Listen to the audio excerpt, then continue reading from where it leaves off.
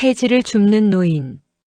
새벽 5시가 조금 넘은 시간, 아직 해도 제대로 뜨지 않은 골목에서 쇳소리가 났다. 빈 캔이 부딪히는 소리였다. 검은 비닐 장갑을 낀 노인이 허리를 반쯤 굽힌 채 골목을 천천히 훑고 있었다. 리어카 하나 없이 낡은 마대 자루를 질질 끌며 폐지를 주었다. 그의 외투는 계절을 헷갈린 듯 얇았고 신발은 오래전부터 물이 새는지 발뒤꿈치가 축 늘어져 있었다. 또 나왔네. 편의점 앞에서 담배를 피우던 남자가 중얼거렸다. 저런 사람들 때문에 동네가 지저분해진다니까. 아무도 크게 말하지 않았지만 모두 같은 생각을 하고 있었다. 저 노인은 분명 갈 곳 없는 독거노인일 거라고. 자식도 없고 집도 없어서 새벽마다 폐지를 주우며 하루를 버티는 사람일 거라고. 사람들은 눈을 피했다. 혹시 말을 걸면 돈을 달라 할까봐, 귀찮은 부탁을 할까봐, 괜히 엮일까봐. 노인은 그 시선을 모르는 척했다. 아니, 사실은 너무 잘 알고 있었다. 지나가는 사람들의 발걸음이 유독 빨라질 때, 어린아이 손을 잡은 부모가 아이를 살짝 뒤로 당길 때, 쓰레기를 버리러 나온 아주머니가 노인을 보자마자 표정을 굳히고 봉투를 급히 던져놓고 사라질 때, 그는 매번 그 장면을 보았다. 그날도 마찬가지였다. 아파트 분리수거장 앞에서 노인은 종이박스를 가지런히 접고 있었다. 그때 관리사무소 직원이 나왔다. 아저씨, 여기서 이러시면 안 됩니다. 여기 주민들 민원 많이 들어와요. 냄새 난다고. 노인은 고개를 들지 않았다. 아무 말도 하지 않고 박스를 다시 마대에 넣었다. 그 모습이 더 사람을 불편하게 만들었다. 변명도 사과도 없는 태도. 사람들은 속으로 혀를 찼다. 역시 배운 것도 없고 염치도 없는 노인이라고. 동네 아이들은 그를 폐지 할아버지라고 불렀다. 폐지 할아버지 또 왔다. 냄새나 가까이 가지 마. 아이들 말은 잔인했지만 어른들은 말리지 않았다. 어른들 역시 마음속으로는 비슷하게 생각하고 있었으니까. 노인은 매일 같은 시간 같은 길을 걸었다. 새벽에는 골목과 분리수거장을 돌고 오전이 되면 시장 근처로 내려갔다. 가끔 누군가 남긴 커피캔을 집어들고 잠시 멈출 때면 그는 캔을 흔들어 소리가 나는지 확인했다. 그리고는 조심스럽게 옷소매로 닦아 마대에 넣었다. 그 손놀림은 이상하리만치 정갈했다. 마치 오래전부터 몸에 밴 습관처럼. 시장 입구에서 국밥집 사장은 그를 유난히 싫어했다. 아휴, 저 사람 또 왔네. 장사 망치게. 노인이 가게 앞을 지나가기만 해도 사장은 문을 세게 닫았다. 노인은 그 소리에 놀라지 않았다. 그저 한번 가게를 바라보고는 고개를 돌렸다. 그의 눈빛에는 분노도 서러움도 없었다. 오히려 이상할 만큼 담담했다. 그날 정오 무렵 노인은 낡은 시계를 한번 들여다봤다. 유리엔 금이 가 있었지만 시간은 정확했다. 그는 마대를 묶고 근처 벤치에 앉았다. 주머니에서 작은 수첩을 꺼내 무언가를 적었다. 글씨는 또렷했고 반듯했다. 지나가던 사람이 우연히 그 수첩을 봤다면 노숙자의 글씨라고는 믿기 어려웠을 것이다. 그때 한 중년 여자가 벤치 앞에서 잠시 멈췄다. 노인을 힐끗 보더니 얼굴을 찌푸렸다. 여기 앉지 마세요. 더러워요. 노인은 천천히 일어났다. 아무 말도 하지 않고 벤치를 비켜주었다. 여자는 이긴 사람처럼 벤치에 앉았고 노인은 다시 길 위로 나섰다. 그 뒷모습을 보며 누군가 말했다. 저런 인생 살면 안 되지. 자식 하나라도 있었으면 저렇게는 안 살 텐데. 그 말은 확신에 차 있었다. 노인은 혼자일 거라고, 세상에 기댈 곳 하나 없는 사람일 거라고. 하지만 그날 저녁 이 동네 사람들 누구도 상상하지 못한 일이 조용히 준비되고 있었다. 노인의 주머니 속에서 낡은 수첩 아래로 반듯하게 접힌 서류 한 장이 살짝 드러나 있었다. 그 서류 맨 위에는 굵은 글씨로 이렇게 적혀 있었다. 임대 건물 관리 보고서. 그 순간을 본 사람은 아무도 없었다. 그리고 사람들은 아직 모른다. 이 노인이 왜 매일 같은 시간, 같은 길에서 폐지를 줍는지, 그리고 그가 무엇을 확인하고 있는지를. 사람들은 보이는 것만 믿었다. 아파트 단지 안작은 공원 벤치에 앉아있는 노인은 늘 같은 모습이었다. 해가 막 기울 무렵이면 어디선가 나타나 더러워진 마대 자루를 옆에 내려놓고 잠시 숨을 고른 뒤 주머니에서 작은 수첩을 꺼냈다. 종이는 오래된 듯 누렇게 변해 있었고 노인의 손은 거칠고 갈라져 있었다. 그는 그 손으로 또박또박 글씨를 써 내려갔다. 그 모습이 어쩐지 이곳과 어울리지 않는다는 생각을 하는 사람은 거의 없었다. 사람들은 애초에 그 노인에게 관심이 없었기 때문이다. 경비실 안에서는 그날도 수군거림이 이어졌다. 또 왔네. 저 양반. 아휴, 냄새 난다 냄새나. 저런 사람들 때문에 집값 떨어진다니까. 관리사무소 직원은 창밖을 힐끔 보며 인상을 찌푸렸다. 며칠 전 민원도 들어왔었다. 아이들이 무서워한다. 단지 분위기를 해친다. 치워달라.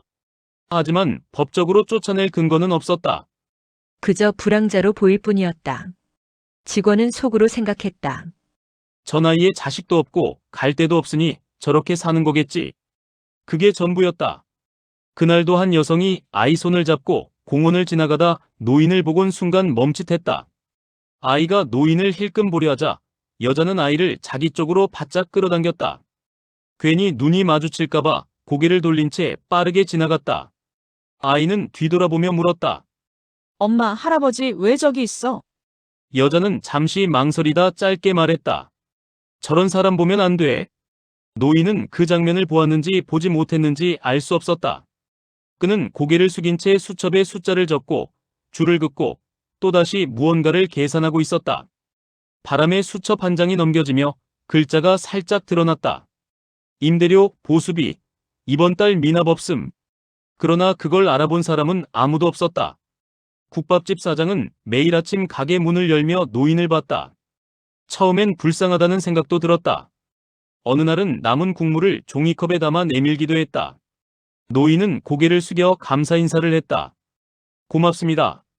말투가 이상하게 단정했다. 사장은 그게 조금 신경 쓰였지만 대수롭지 않게 넘겼다. 사람은 겉모습대로 사는 법이라고 그렇게 믿고 싶었다. 하지만 이상한 점은 점점 늘어났다. 노인은 절대 구걸을 하지 않았다. 비 오는 날에도 처마 밑에서 비를 피하지 않고 마대가 가득 차지 않으면 자리를 뜨지 않았다. 그리고 무엇보다 밤이 되면 항상 같은 시간에 사라졌다. 누군가 본 적이 있다. 단지 밖 큰 길로 나가 택시를 타는 모습을. 설마. 그 말을 꺼낸 주민은 곧 웃어넘겼다. 저 꼴로 택시라니 말도 안 되지. 며칠 뒤 관리사무소로 등기 하나가 도착했다. 발신인은 낯선 법무법인 이름이었다. 직원은 무심코 봉투를 열었다가 잠시 손을 멈췄다. 서류 상단에 적힌 건물 주소가 익숙했기 때문이다. 바로 이 아파트 단지 옆 상가 건물 주소였다. 소유주 명단을 확인하던 직원의 눈이 커졌다. 이름 하나가 눈에 박혔다. 그날 저녁 노인은 평소보다 오래 벤치에 앉아 있었다. 주머니에서 접힌 종이가 살짝 삐져나와 있었다. 관리 보고서라는 제목이 희미하게 보였다. 그는 수첩을 덮고 한숨을 내쉬었다. 사람이란 게 말이야. 누군가 들을까봐 낮게 중얼거렸다. 참, 보이는 것만 믿더라. 그 순간 관리사무소 직원이 공원 쪽으로 걸어오고 있었다. 손에는 낮에 받았던 그 서류가 들려 있었다. 그의 얼굴에는 아까와는 전혀 다른 표정이 떠 있었다. 놀람과 혼란, 그리고 설명할 수 없는 불안이 섞여 있었다. 그는 벤치에 앉은 노인을 멀리서 바라보며 발걸음을 멈췄다. 설마 아니겠지. 그러나 서류에 적힌 이름과 벤치에 앉아있는 노인의 얼굴이 머릿속에서 자꾸 겹쳐졌다. 그날 밤 단지에는 묘한 소문이 돌기 시작했다. 저 노인, 그냥 노숙자가 아니라더라. 그리고 사람들은 아직도 몰랐다.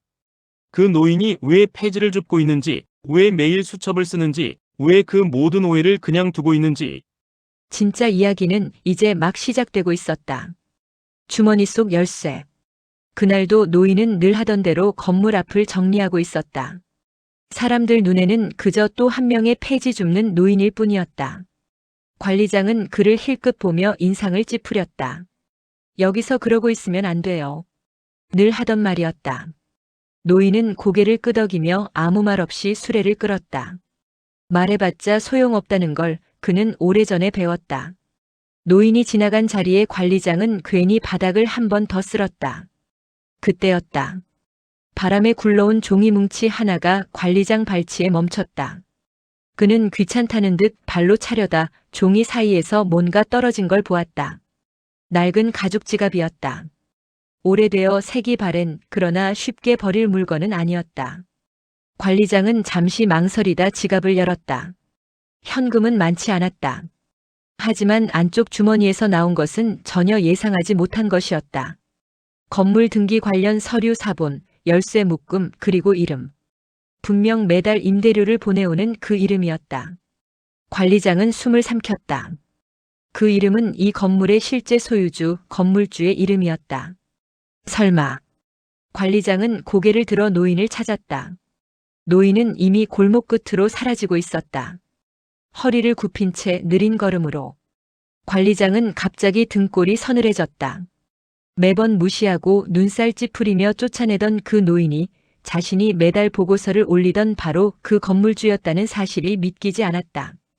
급히 노인을 불러 세웠다. 어르신. 노인은 천천히 돌아섰다. 관리장은 지갑을 내밀었다. 이거 떨어뜨리셨어요. 노인은 지갑을 받아들며 고개를 끄덕였다. 아, 고맙네. 여전히 담담한 목소리였다. 관리장은 결국 참지 못하고 물었다. 혹시 이 건물? 노인은 잠시 관리장을 바라보다 조용히 말했다. 그래. 내 건물 맞아. 그 말은 큰 소리도 아니었고 자랑도 아니었다. 그냥 사실을 말하는 사람의 목소리였다. 관리장은 얼굴이 붉어졌다. 그동안 떠올랐다. 폐지를 줍는다고 타박하던 말들, 귀찮다는 표정, 무례한 태도. 그는 고개를 숙였다. 제가 몰라 배웠습니다. 노인은 손사래를 쳤다. 알았어도 달라졌을까? 그 말에 관리장은 아무 대답도 하지 못했다.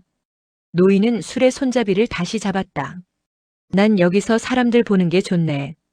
누가 어떻게 사는지, 어떤 얼굴로 하루를 버티는지. 그는 잠시 말을 멈췄다.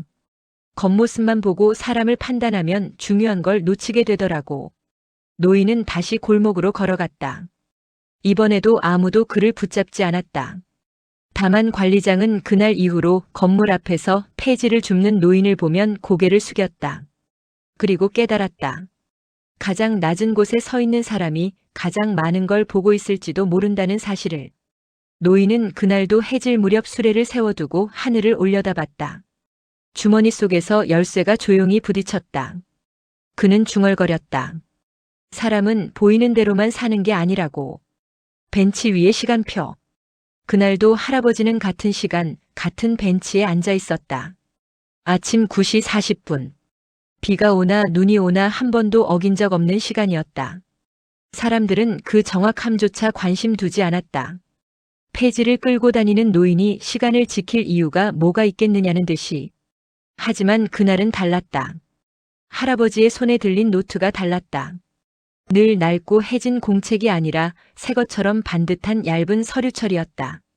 겉표지는 일부러 헐어 보이게 구겨져 있었지만 안쪽 종이는 놀랄 만큼 정리돼 있었다. 줄이 반듯했고 숫자는 칼 같았으며 체크 표시 하나하나에 의미가 담겨 있었다. 할아버지는 벤치에 앉자마자 서류를 펴지 않았다. 먼저 주변을 둘러봤다. 편의점 앞 플라스틱 의자, 버스 정류장, 공사장 가림막 뒤. 누군가 자신을 보고 있는지 혹은 보지 않는지를 확인하는 눈이었다. 그 눈길이 잠시 멈춘 곳은 며칠 전 지갑을 떨어뜨렸던 관리장이 자주 서 있던 자리였다. 오늘은 없었다. 할아버지는 그제야 천천히 서류철을 열었다. 이번 주 점검 대상 직접 확인.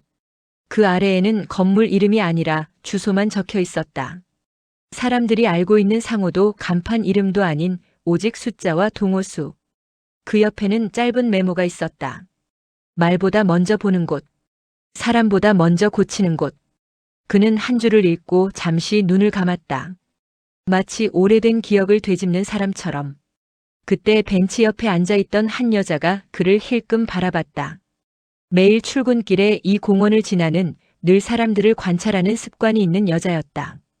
그녀는 폐지를 줍는 노인이 아니라 기다리는 사람처럼 보이는 할아버지가 이상했다. 할아버지는 서류를 덮고 다시 폐지 손수레를 끌었다. 하지만 그날의 동선은 달랐다. 항상 가던 골목을 지나치고 공사 중인 오래된 상가 앞에서 멈췄다. 외벽은 금이 가 있었고 출입문은 반쯤 찌그러져 있었다. 사람들은 저 건물 곧 문제 생긴다라고 말만 하던 곳이었다. 할아버지는 그 건물을 오래 올려다봤다.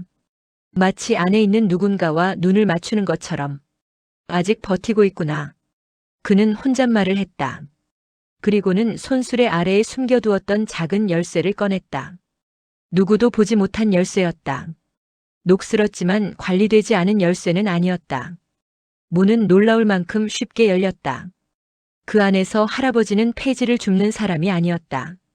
걸음이 달라졌고 시선이 달라졌고 손놀림이 달라졌다. 천장을 올려다보고 배관을 살피고 전등 스위치를 눌렀다. 불이 켜지지 않자 그는 고개를 끄덕였다. 예상대로군. 그는 서류철을 꺼내 한 줄을 긋고 날짜를 적었다. 그리고 다음 장을 넘겼다. 그 페이지 맨 위에는 이렇게 적혀 있었다. 정리 시작 외부 통보 전까지 조용히.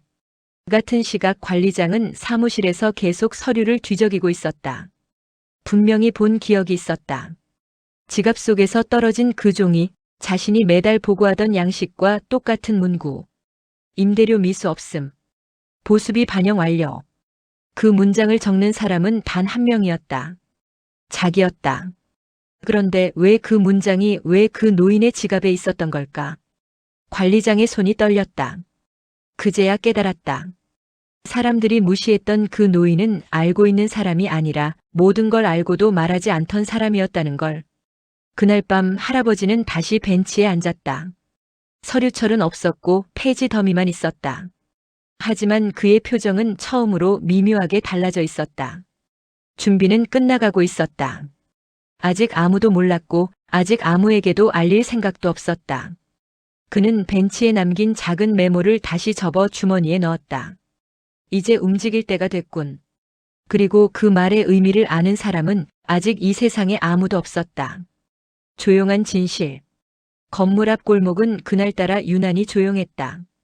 늘 새벽마다 들리던 폐지 끄는 소리도 병 주워 담는 소리도 들리지 않았다. 관리소 직원이 문득 시계를 보며 고개를 갸웃했다. 오늘은 아직 안 오셨네. 며칠 전 건물 관리장이 허겁지겁 달려와 봉투 하나를 내밀던 순간이 떠올랐다. 허름한 외투 주머니에서 떨어진 낡은 열쇠 꾸러미, 그리고 그 안에 달린 작은 금속 태그. 거기엔 분명히 이 건물 이름과 대표라는 글자가 새겨져 있었다. 처음엔 다들 장난인 줄 알았다. 하지만 등기부등본을 확인한 순간 사무실은 얼어붙었다. 그 폐지를 줍던 노인이 이 건물의 주인이었다. 사람들은 그제야 기억해냈다. 엘리베이터가 고장났을 때 말없이 수리비를 내주던 노인, 관리비가 밀린 세입자를 조용히 불러 다음 달에 천천히 내라고 말하던 노인, 겨울마다 경비실 앞에 연탄값을 두고 가던 사람. 그 모든 행동이 이상할 만큼 착한 폐지 노인으로만 치부되었다. 하지만 진실은 단순했다. 그는 늘 이 건물을 자신의 몸처럼 지켜보고 있었던 것이다. 며칠 뒤 노인은 다시 나타났다. 여느 때처럼 낡은 손수레를 끌고 있었지만 오늘은 폐지가 아닌 작은 화분 하나를 싣고 있었다. 관리소 앞에 내려놓고는 잠시 서성이다가 말했다. 봄이 오면 꽃이 핍니다. 건물 입구가 좀 삭막해서요. 그 말을 듣는 순간 아무도 고개를 들지 못했다. 누군가는 그를 무시했고 누군가는 눈길조차 주지 않았다. 심지어 쫓아낸 적도 있었다. 노인은 그 사실을 알고 있었을까? 알았더라도 그는 아무 말도 하지 않았다. 왜 말씀 안 하셨어요? 관리장이 어렵게 입을 열었다. 노인은 잠시 웃었다. 아주 짧고 담담한 웃음이었다. 사람이 직함으로만 대접받으면 그건 진짜가 아니지요. 그냥 사람이 사람을 대하는지 보고 싶었을 뿐입니다. 그날 이후 건물 사람들의 태도는 달라졌다. 하지만 노인은 변하지 않았다. 여전히 같은 옷, 같은 손수레, 같은 시간. 다만 이제 사람들은 인사를 먼저 건넸고 따뜻한 커피를 내밀었다. 노인은 매번 고개를 숙여 감사 인사를 했다. 봄이 왔다. 건물 입구 화분에는 작은 꽃들이 피어났다. 그 옆 벤치에 노인은 앉아 있었다. 손에는 여전히 거칠게 갈라진 손, 얼굴에는 세월이 남긴 주름. 하지만 그 표정은 누구보다 평온했다. 사람들은 이제 안다. 겉모습으로 사람을 판단하는 순간 가장 중요한 진실을 놓친다는 것을. 그리고 가장 낮은 자리에서 묵묵히 살아가는 사람일수록 가장 단단한 삶을 품고 있다는 것을. 노인은 오늘도 조용히 손수레를 끌며 골목을 지나간다. 아무도 모르게, 그러나 모두가 기억하게 될 모습으로. 조용한 점검. 노인이 사라진 지 사흘째 되던 날 관리소로 한 통의 전화가 걸려왔다. 빌딩 관리소 맞습니까? 목소리는 차분했고 말투에는 이상할 만큼 여유가 묻어 있었다. 관리장이 대답하자 상대는 잠시 침을 고른 뒤 말했다. 아버지께서 며칠째 연락이 안 됩니다. 그제야 사람들은 처음으로 가족이라는 단어를 떠올렸다. 폐지를 줍던 노인에게 가족이 있을 거라 생각해 본 적이 없었다. 늘 혼자였고 늘 말수가 적었고 늘 같은 시간에 나타났다가 같은 시간에 사라졌기 때문이다. 그날 오후 검은 외제차 한 대가 건물 앞에 섰다. 첫 번째로 내린 남자는 흰 가운 대신 단정한 정장을 입고 있었지만 말투는 의사 특유의 침착함이 남아 있었다. 두 번째 남자는 서류 가방을 들고 있었고 세 번째 남자는 전화를 붙잡은 채 누군가에게 지시를 내리고 있었다. 그들이 바로 노인의 아들들이었다. 사무실에 앉은 세 사람은 놀랍도록 담담했다. 큰아들은 조용히 말했다. 아버지는 일부러 그러셨을 겁니다. 연락을 끊으신 건. 관리장이 고개를 들었다. 왜요? 작은아들이 대신 답했다. 아버지는 늘 말씀하셨어요. 재산보다 사람이 먼저인지 직함보다 태도가 먼저인지 마지막으로 확인하고 싶다고요. 그 말에 모두 숨을 삼켰다. 노인은 오래전부터 건강이 좋지 않았다. 병원에 가자고 해도 늘 미뤘다. 대신 아들들에게 건물과 재산 이야기를 꺼냈다. 이제는 숫자가 아니라 마음을 봐야 할 때라며 직접 현장을 보고 싶다고 했다. 아들들은 반대했다. 위험했고 굳이 그럴 필요도 없어 보였다. 하지만 노인은 고집이 셌다. 사람은 위에서 내려다보면 다 착해 보인다. 밑에서 올려다봐야 진짜가 보인다. 그렇게 노인은 폐지를 줍는 노인으로 살기 시작했다. 아무도 알아보지 않는 자리에서 아무도 기대하지 않는 모습으로. 그게 바로 조용한 점검이었다. 아들들은 그 사실을 알고 있었지만 일부러 개입하지 않았다. 도와주지도 막지도 않았다. 아버지가 보고자 했던 건 건물 수익이 아니라 사람들의 태도였기 때문이다. 그래서요. 관리장이 떨리는 목소리로 물었다. 결과는요? 큰아들은 잠시 눈을 감았다. 아버지는 이미 결정을 내리셨을 겁니다. 그날 저녁 병원에서 연락이 왔다. 노인은 병실 창가에 앉아 있었다. 손에는 작은 메모지가 쥐어져 있었다. 거기엔 짧은 글이 적혀 있었다. 겉모습으로 사람을 판단하는 곳엔 더 이상 내 이름을 남기고 싶지 않다. 그러나 끝까지 사람으로 대해준 곳엔 내가 가진 것보다 더 많은 것을 남기고 싶다. 며칠 뒤 건물 공지가 붙었다. 건물 소유 구조가 바뀌고 수익 일부가 관리 직원과 경비원, 어려운 세입자를 위한 기금으로 사용된다는 내용이었다. 그리고 마지막 문장. 이 결정은 생전 건물주님의 뜻에 따른 것입니다. 사람들은 그제야 알았다. 그가 왜 침묵했는지, 왜 낮은 자리에 있었는지, 왜 끝까지 말하지 않았는지. 노인은 떠났지만 건물 어딘가에는 여전히 그가 남아 있었다. 엘리베이터 거울에 비친 조용한 미소처럼, 입구 화분의 핀 꽃처럼. 그리고 사람들은 가끔 묻는다. 그분은 결국 무엇을 확인하고 싶었던 걸까? 답은 이미 모두의 마음속에 있었다. 사람은 가진 것이 아니라 어떻게 대하느냐로 남는다는 것을. 남겨진 사람들. 장례식은 조용했다. 화환도 많지 않았고 이름이 크게 드러나지도 않았다. 장례식장 입구에 적힌 이름은 평범했다. 그 이름을 보고서도 사람들은 한참을 서성였다. 폐지를 줍던 노인과 그 이름이 쉽게 연결되지 않았기 때문이다. 그러나 조문객은 끊이지 않았다. 경비복을 입은 노인, 청소도구를 든 아주머니, 늘 관리비가 밀리던 세입자, 그리고 말없이 고개만 숙이던 배달 기사까지. 그들은 한결같이 검은 옷을 입고 한결같이 같은 말을 했다. 그분 덕분에 버텼습니다. 그날 그 말 한마디가 아직도 기억나요. 사람 취급을 처음 받아봤어요.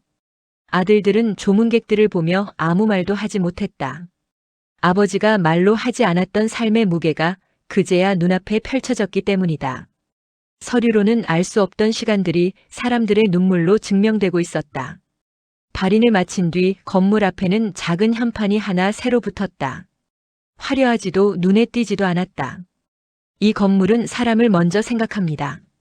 누가 시킨 것도 아니었지만 관리소 직원이 먼저 출근 시간을 앞당겼고 경비원은 새벽마다 입구를 한 번 더 쓸었다. 세입자들끼리는 엘리베이터에서 인사를 나누기 시작했고 예전엔 그냥 지나치던 노인에게도 말을 걸었다. 어디 주우러 가세요? 무거우면 같이 들어드릴게요. 사람들은 이제 안다. 한 사람의 침묵이 얼마나 많은 사람의 태도를 바꿀 수 있는지. 몇 달 후 큰아들은 건물 옥상에 혼자 올라왔다. 바람이 불었고 아래로는 아버지가 매일 끌고 다니던 손수레 길이 보였다. 그는 주머니에서 접힌 종이 하나를 꺼냈다. 아버지가 마지막으로 남긴 메모였다. 나는 남기지 않으려 내려왔다. 그런데 내려와 보니 남길 것이 너무 많더구나. 그는 그 종이를 조심히 접어 다시 넣었다.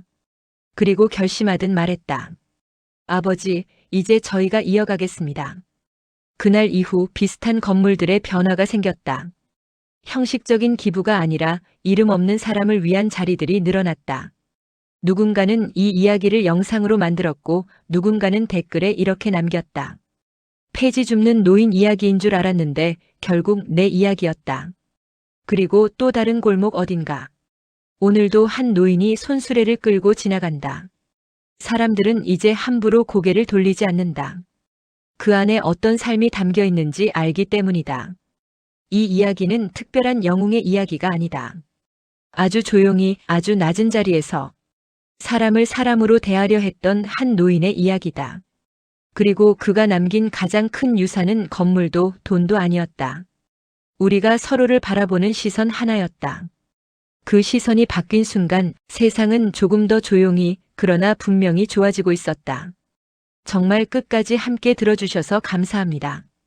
폐지 줍는 노인이 알고 보니 건물주였습니다. 실제 이야기입니다. 저도 놀랬답니다. 구독과 좋아요는 힘이 됩니다.